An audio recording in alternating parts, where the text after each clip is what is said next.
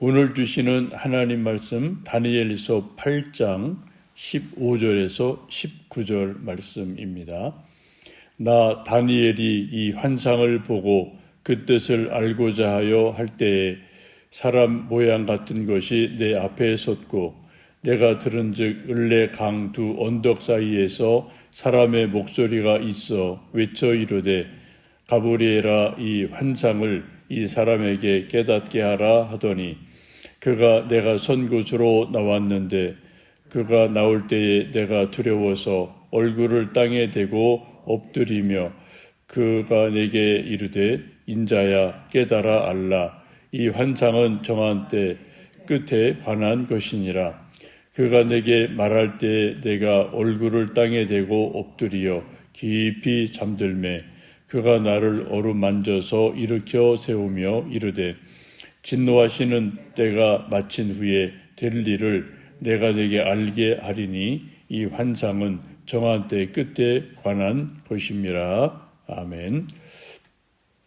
다니엘 8장에서 숫양 환상과 숫염소 환상을 앞부분에서 보았습니다. 숫염소는 알렉산더 대왕을 의미하는데 갑자기 강대해지다가 갑자기 꺾이고 다른 넷불이 사방을 향해서 났다라고 말씀하죠. 이것은 알렉산더 대왕이 죽은 후에 네 나라로 분할될 것을 나타내게 됩니다. 우리는 이것을 이미 역사적으로 약 2000년 지난 시점에서 보기 때문에 다니엘서를 읽고 그런 뜻이구나 라고 이해하기가 쉽습니다. 그러나 다니엘이 환상을 볼 당시에도 다니엘 자신도 이게 무슨 뜻인지를 알지 못해서 적잖이 당황하는 모습을 성경에서 봅니다. 15절 말씀 보시면 나 다니엘이 이 환상을 보고 그 뜻을 알고자 할 때에 사람 모양 같은 것이 내 앞에 섰다라고 말씀합니다. 다니엘이 숫양, 숫염소 환상을 보고 또 뿔들이 나고 없어지고 또 나고 이런 환상을 쭉 보면서 이게 무슨 뜻인지를 대본에 알아보지를 못한 거죠. 그 대단한 다니엘도 환상을 보자마자 한 번에 척하고 해석한 것이 아니다. 이 뜻이 뭐지? 라고 상당히 환상을 보면서 궁금히 여기고 뜻을 알지 못해 고민을 했습니다. 다니엘이 그 정도라면 우리가 성경을 읽을 때 한 번에 척하고 해석되지 않고 이해되지 않는 것은 당연한 일이 아니겠습니까? 여러분, 우리 저나 여러분이나 성경 읽으시고 성경 말씀이 한 번에 이해가 되지 않는다. 이게 무슨 뜻이지? 한 번에 척하고 이게 해석이 되지 않는다. 이런 것은 너무나 지극히 당연한 것이기 때문에 염려하지 않으셔도 됩니다. 다만 우리가 성경이 이해가 되지 않는다면 그것을 궁금히 여기고 하나님께 하나님 이 뜻이 무엇인지 저에게 알려주세요. 기도가 필요하고요. 그리고 또 필요하면은 좀 기독교 좋은 서적을 읽어보셔야 되고 또 그래도 잘 이해가 안 되는 부분이 있다면 목사에게 질문하시면 좋겠습니다. 그래서 성경적인 바른 지식이 점점점 깊어지고 넓어지는 것은 매우 중요합니다. 우리가 성경을 읽다가 새로운 뜻을 영적으로 분명히 알게 되면은 엄청 은혜가 되고요. 우리 마음에 기쁨이 있고 또 이제 보람이 있는 일들이 있지 않습니까? 올 한 해도 성경을 천천히 깊이 매일 읽으시면서 하나님 말씀에 대한 깨달음, 지혜 이런 것들이 많아지기를 주님의 이름으로 축복합니다. 16절 보시면 다니엘이 궁금해할 때 을레강 두 언덕 사이에서 사람의 목소리가 들려왔습니다. 그 목소리가 외쳐 이르되 가브리엘아 이 환상을 이 사람에게 깨닫게 하여라 알려주어라 라고 명령을 하죠. 이 목소리 주인공은 여호와 하나님으로 보시면 좋겠습니다. 하나님께서 천사장 가브리엘에게 이 환상의 뜻을 알려주어라 라고 명령을 합니다. 16절 다니엘서 본문에 보시면 독특한 것은 천사장 가브리엘의 이름이 나와요. 또 이 다음에 10장에 가면은 미카엘이라는 이름이 나오게 됩니다. 구약 성경 다니엘서에서만 천사의 이름이 정확하게 나옵니다. 가브리엘, 미카엘 이 두 천사가 소개가 됩니다.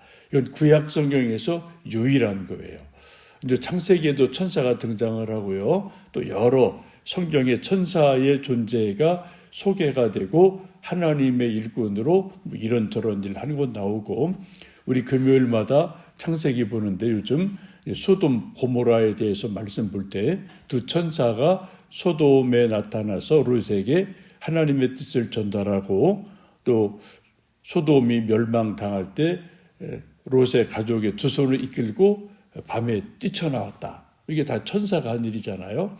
이 천사라는 존재는 분명히 소개가 되고 등장을 하는데 이름은 나오지를 않습니다. 그런데 구약 성경 전체에서 가브리엘, 미가엘이라는 이름이 나오는 곳은 다니엘서만 유일하다라고 보시면 됩니다. 이것은 그만큼 다니엘서가 영적으로 깊은 책이다라고 보시면 되겠습니다. 이 가브리엘은 신약에 보면은 이제 예수님 마리아에게 잉태하실 때 수태고지를 알려주는 부분도 나오게 되고 여러 번 또 등장하는 것 우리가 잘 알고 있지 않습니까? 천사는 하나님의 피조물로 심부름하는 존재이고 순수 영적인 존재입니다. 하나님께서 가브리엘 천사장에게 다니엘에게 이 환상의 뜻을 알려주어라 라고 명령을 하게 됩니다. 17절 보시면 하나님의 명령으로 가브리엘이 다니엘이 있는 곳으로 다가오게 되죠. 그때 다니엘이 가브리엘 천사가 다가오니까 너무 두려워서 얼굴을 땅에 대고 엎드렸다라고 말씀합니다. 이것은 이제 경외심, 두려움을 나타내는 표현이죠. 요한계시록 1장 17절에도 예수님께서 사도 요한에게 나타나셔서 장차 될 일을 가르쳐 주시는 모습이 자세히 설명이 되어 있습니다. 이때 요한도 너무 두렵고 떨려서 예수님 발 앞에 엎드려서 죽은 자같이 되었다라고 사도 요한이 직접 쓴 것을 볼 수 있겠습니다. 18절에도 비슷한 말씀이에요. 다니엘이 가브리엘 천사장이 나타나자 얼굴을 땅에 대고 엎드리고 깊이 잠들었다. 그러자 얼마 지나지 않아서 천사가 다니엘을 어루만져서 일으켜 주었다라고 말씀합니다. 참 이게 신비로운 말씀이고 깊은 영적인 말씀이지요. 우리 연약한 인간은 예수님이나 혹은 천사가 우리에게 직접 나타나서 현현하셔서 하나님의 뜻을 알려주게 된다면 할렐루야 감사합니다 라고 기뻐할 수도 있겠지만 정상적인 반응은 오늘 다니엘서에 있는 것처럼 사실은 두려워하고 막 떠는 그러한 모습이 된다는 거죠. 얼굴을 땅에 대고 엎드리고 죽은 것 같이 되었다라고 말씀합니다. 왜냐하면 우리 인간은 몸을 가진 연약한 존재이기에 거룩한 영적인 존재가 우리 앞에 나타나면은 우리는 본능적으로 기가 팍 죽어서 그냥 다니엘처럼 엎드려지고 두려워하고 떠는 그러한 모습이 나오게 됩니다.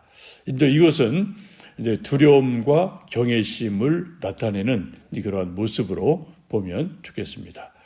이때 가브리엘이 다니엘에게 알려준 환상의 뜻이 무엇인가요? 17절 끝에 보시면 이 환상은 정한 때 끝에 관한 것이다 라고 말씀합니다.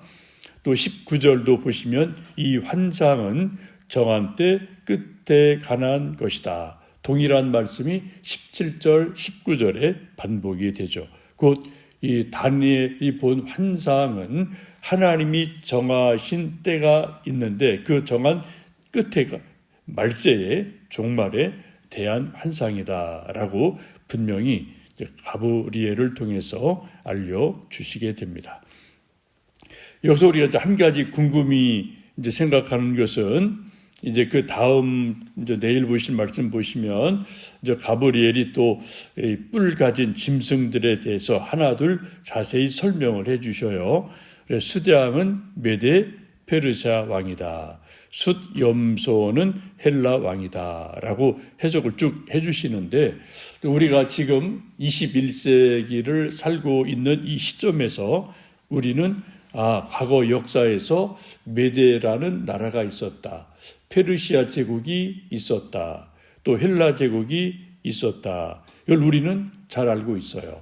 학생들도 학교에 가면은 세계사 시간에 이런 역사를 쭉 지금도 공부해서 중학교, 고등학교 학생한테도 2300년 전에, 2000년 전에 저쪽 유럽 쪽에 페르시아 제국이 있었지. 지금도 이 땅에 지금 후손들이 있지. 또 헬라 제국, 그리스가 지금도 있지. 그 흔적들이 있지. 또 여행도 가고 하는 일들이 지금도 있단 말이죠. 그래서 우리가 지금 21세기 시점에서 2000년 전에 역사적인 사건, 나라들, 왕 이름, 건축물을 지금도 볼 수가 있어요. 그러면은 지금 예수님 오늘 말씀에처럼 이 환상은 정한 때 끝에 관한 것이다 라고 말씀을 하는데 벌써 그럼 종말이 다 완료가 됐다면 우리는 지금 없어야 되는 건데 이건 지나간 과거인데 말씀이 이루어졌는데 또 지금 우리가 살고 있고 역사는 계속 진행된단 말이죠. 이게 무슨 뜻일까? 우리가 알 것은 다니엘서에서 말씀하시는 다니엘이 본 환상은 분명히 하나님 말씀처럼 종말에 관한 것이 분명합니다. 근데 종말이라는 것은 한 번으로 딱 끝나는 게 아니고 여러 번 그 비슷한 사건들이 반복된다라고 보시면 돼요. 종말의 시작은 예수님 이 땅에 오신 초림 때를 실질적인 종말로 많은 성경학자들은 보게 됩니다. 지금 우리가 살고 있는 이 시대는 말세지말, 종말의 정말 끝의 부분을 우리가 산다라고 보시면 됩니다. 이걸 조금 좀 쉽게 말씀드리면 우리가 이제 나사못을 생각해 보시면 되겠어요. 나사못은 이렇게 좀 나선형을 이렇게 빙글빙글 이렇게 나선형을 그리면서 이렇게 쭉 못이 만들어지죠. 그래서 밑에 부분은 좀 넓적하고 끝에 부분은 아주 뾰족하게 나선형의 끝에는 딱 점이 못 끝에는 그죠 점이 하나예요. 그런 것처럼 지금 이 어떤 역사가 이렇게 빙글빙글 이렇게 나사못처럼 돌아가는데 비슷한 현상이 이렇게 반복이 되는 거예요. 그런데 마지막 정말 끝 부분에 딱 가면은 더 이상 갈 데가 없어요. 그리고 못의 끝 부분을 아주 날카롭게 뾰족하게 되어지는 그 부분이 있지 않습니까? 그때가 완전히 종말의 끝이다라고 보시면 됩니다. 그것을 우리는 오메가 포인트다. 또 완전 종말이다라고 또 보시면 되고 예수님의 재림이다라고 보시면 되겠습니다. 그러나 그 날과 그 시는 아무도 알 수가 없습니다. 예수님도 마태복음 24장에서 종말에 대해서 이미 말씀을 하셨고요. 또 요한계시록에서도 종말에 대한 말씀들이 다양하게 여러 가지로 반복해서 나오게 됩니다.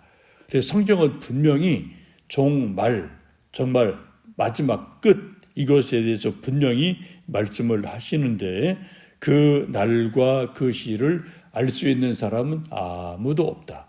예수님 말씀처럼 천사도 알지 못한다. 오직 하나님 한 분만 알고 계신다라고 말씀을 합니다.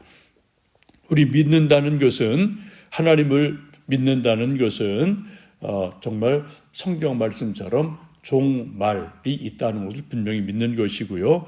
또 그날을 기다리며 사는 것이 우리 믿음이죠. 그리고 오늘 하루도 믿음, 소망, 사랑으로 살아가시면 좋겠고요. 또 데살로니가전서 5장에 있는 것처럼 주님 재림하실 때까지 우리 영, 혼, 육을 거룩하게 온전히 보존하면서 하루하루 살아가는 우리 모두 되기를 주님의 이름으로 축복합니다. 살아계신 아버지 하나님, 오늘도 하루를 시작합니다. 추운 날이지만 우리의 건강을 지켜주시고 또 하나님 말씀 붙들고 천국 소망으로 또 주님 재림하실 것을 기다리며 하루하루 깨어 기도하며 살게 도와 주옵소서. 다니엘이 환상을 보고 고민할 때 가브리엘 천사 나타나서 뜻을 해석해 주었습니다. 우리도 성경 읽을 때 하나님 말씀이 이해되고 깨달아지는 은혜를 시시때때로 허락해 주옵소서. 하나님 말씀처럼 종말에 대한 말씀인 것을 우리가 압니다. 우리가 그날 그때를 정확히 알 수 없지만 주님 분명히 이 땅에 영광의 모습으로 재림하심을 믿고 기다립니다. 오늘도 깨어 기도하며 믿음으로 살아가게 도와 주옵소서. 우리가 주님 오실 때까지 거룩하게 우리 영과 혼과 육을 보존하며 살아가는 깨어있는 삶이 되기 원합니다. 연로하신 부모님들 건강 지키시고 병약하고 연약한 성도들 힘을 더하여 주옵소서. 오늘도 학생들 공부하고 직장 가고 살림하고 하나하나 일합니다. 이 모든 일 잘 감당하도록 은혜 베풀어 주시옵소서. 예수님의 이름으로 기도하옵나이다. 아멘.